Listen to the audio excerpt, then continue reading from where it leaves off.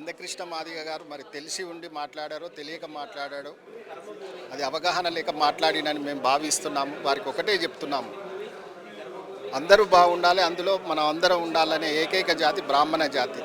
ఆ జాతిని మీరు కించపరచడం మేము కూడా మీరు ఒకసారి మీరు సాధించినప్పుడు వచ్చి మేము మిమ్మల్ని ఆశీర్వదించాము. వీడియోలో కూడా ఉన్నది.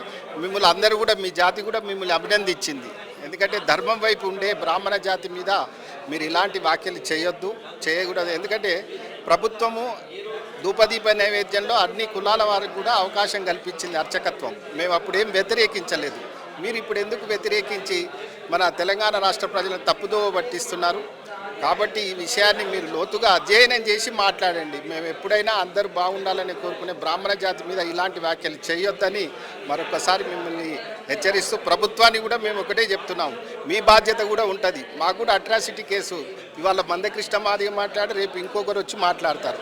భయం అనేది ఉంటే మాకు కూడా ఒక రక్షణ కవచంలాగా ఒక అట్రాసిటీ కేసు వెంటనే ప్రభుత్వం కూడా ఏర్పాటు, అటు కేంద్ర ప్రభుత్వాన్ని ఇటు రాష్ట్ర ప్రభుత్వాన్ని మేము ప్రధానమైన రాబో రోజుల్లో డిమాండ్ చేస్తాము.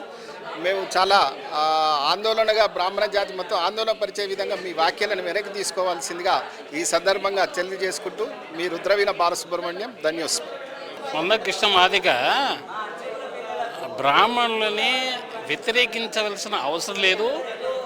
ఆయన కొడుకు పెళ్ళికి మమ్మల్ని పిలుచుకున్న, ఆయన బిడ్డ పెళ్ళికి మమ్మల్ని పిలుచుకుండు. మాతో ఆశీర్వచనం చేయించుకున్న వ్యక్తి మందకృష్ణనే. ఇద్దరు పెళ్ళిళ్ళకి వెళ్ళాం.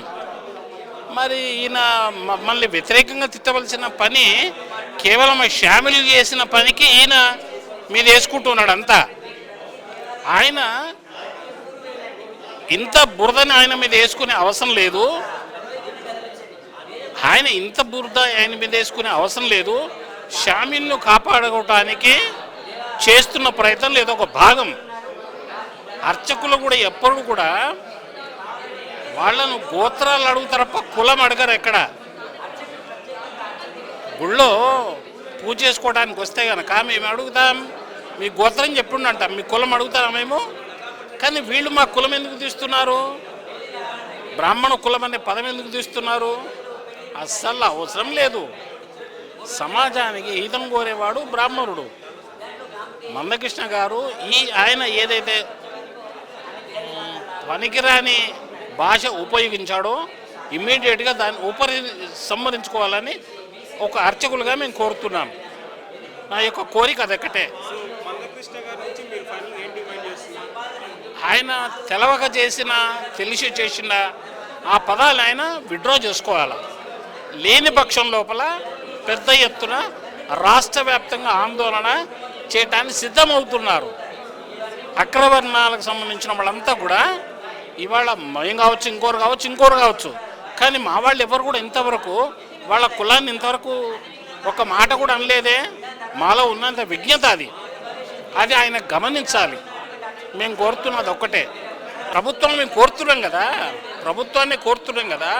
ఇప్పుడు ప్రభుత్వం కూడా షామ్యుల్ని, ఇప్పుడు ఆయన బడి కవ్వా సత్యనారాయణ వచ్చిండు, ఆయన కూడా దళితుడే, ఆయన ఒక మాట లేదే, ఆయన పిలిపించుకుని ఆయనే. మరి కవ్వా సత్యనారాయణ వచ్చిన వ్యక్తి దళితుడే, ఆయన ఒక మాట మాట్లాడలేదే.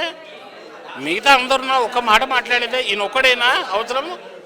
కాబట్టి ఆయన పొరపాటు నోరు జారింది కాబట్టి విత్డ్రా చేసుకోవాలని మేము కోరుతున్నాం అంతే.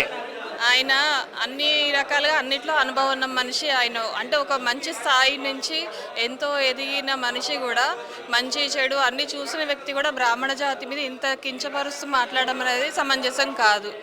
ఇప్పుడు అంత పెద్ద పొజిషన్లో ఉన్న వాళ్ళే ఏ సపోర్టు లేకుండా మళ్ళీ పొద్దున్న లేస్తే ప్రతి ఒక్కళ్ళకి బ్రాహ్మణులతోనే అవసరం, మంచి అయినా చెడైనా. అలాంటి ఒక మంచి స్థాయిలో ఉన్న మనిషి కూడా ఇలా కించపరుస్తూ తెలిసిన మనిషి ఇలా మాట్లాడితే మిగతా వాళ్ళు ఏమీ తెలియని వాళ్ళకి ఎలాంటి అవగాహన రావాలి? సో అలాంటివి ఏమీ కాకుండా ముందుగా బ్రాహ్మణ జాతి ఐక్యత చెంది అందరితో పాటు సమంగా మేము కూడా కొట్లాడాలి, మాకు హక్కులు కావాలి, మేము కొట్లాడడమే ధ్యేయంగా పెట్టుకున్నాం. ఇప్పుడు ఐకమత్యం ఉంది, లేదు అని కాదు. ఏంటంటే ఏంటది గుర్తింపు రావాల్సిన అవసరం లేదండి. గుర్తింపు ఉంది, బ్రాహ్మణులకు గుర్తింపు లేదు అని ఎక్కడ లేదు. ఎందుకంటే ఇప్పుడు అందరిలాగా చాటి తన గొప్ప తను చెప్పుకోవాల్సిన అవసరం లేదు. ఆ గొప్పతనం బ్రాహ్మణ జాతికి ఉంది కాబట్టి వాళ్ళు పక్కన వాళ్ళు తొక్కాలని చూస్తున్నారు. అంటే ఇప్పుడు మమ్మల్ని మేము తట్టి లేపి మా గొప్పతనం మేము చెప్పుకోవాల్సిన రోజులు వస్తున్నాయి. అది కూడా ఒక రకంగా ఒక నెగిటివ్. అది ఇప్పుడు ఏమంటారు, ఇప్పుడు అందరూ పెద్దలు చెప్పారు కదా, సర్వే జనా సుఖినో భవంతు. సర్వము అంటే అందులో కులాలు మతాలు అన్నీ లేవు, సర్వజాతులు ఉన్నాయి. అంటే మనుషులము అందరూ బాగుండాలి, అందులో మనం ఉండాలి అన్న థీమ్తో బ్రాహ్మణ జాతి ఉంటుంది.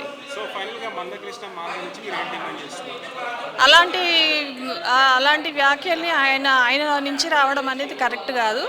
అది బేషరతుగా వెనక్కి తీసుకోవాలి ఆయన. జై శ్రీరామ్ అండి. అసలు బ్రాహ్మణ జాతి అనేది ముఖ్యంగా అందరి శ్రేయస్సు కోరుకునేదే బ్రాహ్మణ జాతి. బ్రాహ్మణ జాతి ఎప్పుడు కూడా మాకు ఇది కావాలి, మాకు ఇది డిమాండ్స్ అని ఎప్పుడూ కోరుకోలేదు. అందులో మాదిగ కృష్ణ గారు చాలా మాకు ఆయన మీద ఒక మంచి అభిప్రాయం. ఆయన ఏ దాని గురించి అవసరం లేదు, కానీ ఆయన ఎప్పుడూ సపోర్ట్ ఉండేవారు. ఈసారి ఎందుకు ఆయన ఇలా మాట్లాడారో మాకు తెలియదు, కానీ ఆయన మాట్లాడడం అనేది మేము చాలా ఆలోచించదగ్గ విషయం. ఎప్పుడూ మన ఏ దేవాలయాలకు పోయినా ఎక్కడ పోయినా పూజారులు ఏమని మాట్లాడతారు అంటే ఒకటి మాట్లాడతారు. ఏ పూజారులైనా బ్రాహ్మణులు ఏమంటారు, సర్వే జనా సుఖినో భవంతు అంటారు తప్ప నీదేం కులము, నీ కులము అనేది సంకల్పంలో రాదండి. అదొకటి బాగా గుర్తుంచుకోవాల్సిన విషయం. సంకల్పంలో పేరు గోత్రము మాత్రమే ఉంటుంది.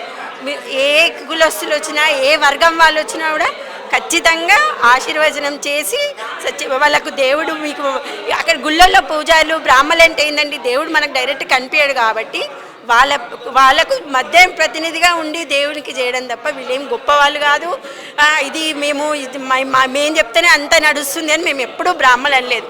కానీ ఈరోజు మందకృష్ణ గారు ఇలా మాట్లాడడం అనేది చాలా విచారకరం. ఇంకోటి బేషరతుగా ఇప్పుడు పెద్దవాళ్ళందరూ చెప్పినట్టు ఆయన అడిగిన వాక్యాలు కానీ ఆయన చెప్పిన అనుచిత మాటలు కానీ ఖచ్చితంగా వెనక్కి తీసుకోవాలని మా విన్నపము, మా డిమాండ్ ప్రతి ఒక్కటి. అంతేకాకుండా బ్రాహ్మణులను ప్రతిసారి ఒక టార్గెట్ అనేది చెయ్యొద్దండి. ఎందుకు అంటే వాళ్ళంతలో వాళ్ళు ఉంటారు, వాళ్ళు ఏది ఆశించని వాడే బ్రాహ్మణుడు. ఎంత చేసుకొని ఏ కార్యక్రమం చేసినా మీరు ఎంత ఇస్తారు అని ముందు డిమాండ్ చేయందే బ్రాహ్మణుడు. ఇంతే కావాలి అని డిమాండ్ చేయండి కూడా బ్రాహ్మడే. ఏది ఇచ్చినా మిత్రం, మీరు గుడిలో పోయినప్పుడు మీరు చూడండి, 5 రూపాయలు ఇచ్చేవాళ్ళు ఉంటారు, 5,000 ఇచ్చేవాళ్ళు ఉంటారు, 5 లక్షలు ఇచ్చేవాళ్ళు ఉంటారు. కానీ అందరినీ సమానంగా ఆశీర్వచనం చేయగలిగిన వాడే బ్రాహ్మడు. దయచేసి ఇది మీరు విన్నపించుకోవాలని మందకృష్ణ గారిని మరొకసారి విన్నపం చేస్తున్నాం.